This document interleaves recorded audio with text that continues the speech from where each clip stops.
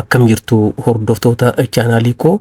Humni waloo nagaa fi tika biyyaalessaa har'a galgala kana ibsa baaseera.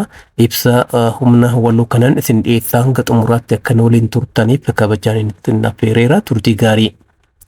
Hiriira nagaa adeemsifachuudhaan magaalaa Finfinnee giddugala jeeqamsaa fi hokkaraa taasisuudhaaf shirri garee ergamaa shororkeessummaa fudhatanii socho'aa turanii fashalaa'uu humni waloo nageenya biyyaalessaa beeksiseera. Ibsa baaseen humni waloo akka beeksisetti ibsasaa kanaan humnoonni finxaaleeyyii fi gareewwan shororkeessitoota naannoo Amaaraa fi Oromiyaa keessatti naannoowwan tokko tokkotti ajjechaa fi dararaa hidhannoon tumsame raawwachuudhaan akkasumas rakkoolee nageenyaa uumuun sochii nagaa hawaasaa jeeqaa jiru.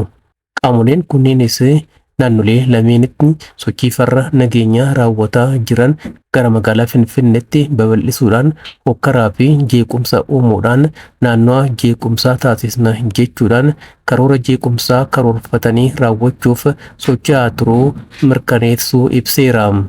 Haaluma kanaan gareen humnoota hidhatanii magaalaa Finfinneetti dhoksaan yaaliin teentisuu taasifamuu maqaa hiriira gaggeessina jedhuun hokkaraa fi jeequmsa uumuun haleellaa shororkeessummaa lammiiwwan nagaa irratti xiyyeeffatee qabatanii socho'aa turuu ibsi humna waloo beeksiseera.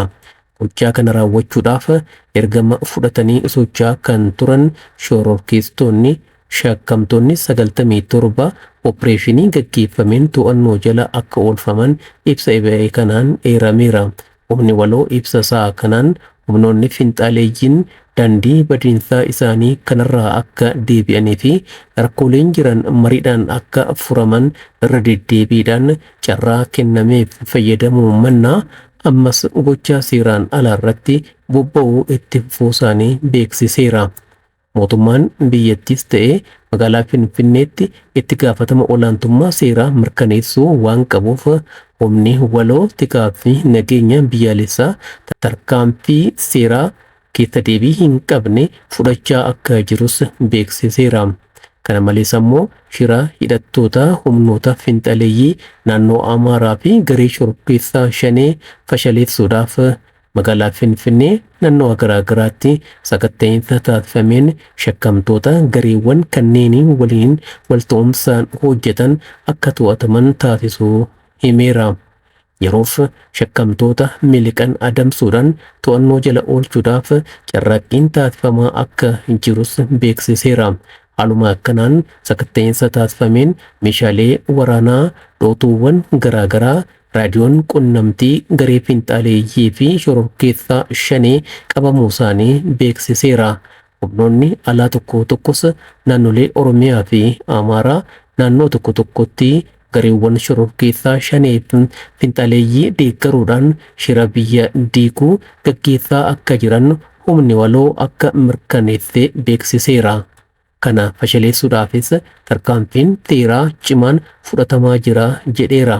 Itti fufiinsaan biyyattii balaarraa buusuudhaaf humnoonni farra nagaa biyya keessaa fi alaa socho'aa jiran haala karoorfataniin gara gochaatti akka hin seennee fi fedhiin isaanii akka galma hin geenyeef wobbiin gaggeeffamaa jiruun saaxilamummaa jiru dursee hubachuudhaan miidhaa qabeenyaa fi namoomaa olaanaa ga'uuf ture hambisuu danda'u himeera. Adeemsa kanaanis walta'iinsa dhaabbileen qaamolee nageenyaa akkasumas aadaan qindoominaan hojjechuu uummata Itoophiyaa akkasumas jiraattota magaalaa Finfinnee sochii seeraan ala mul'atu saaxiluun hirmaannaan taasisan kan dinqisiifatamu ta'uusaa fi kanaafis galata akka qabu himeera.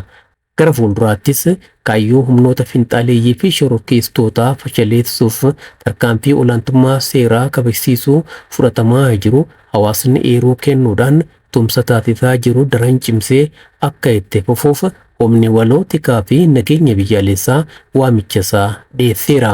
Egaa hordoftoota koo kabajamoo dhimma ibsa humni waloo baase irratti kan isin dhiyeesse kanuma waan hordoftaniif waan na dhaggeeffattaniif hedduun isin galatoomfadha. Nagaatti fayyaa ta'a.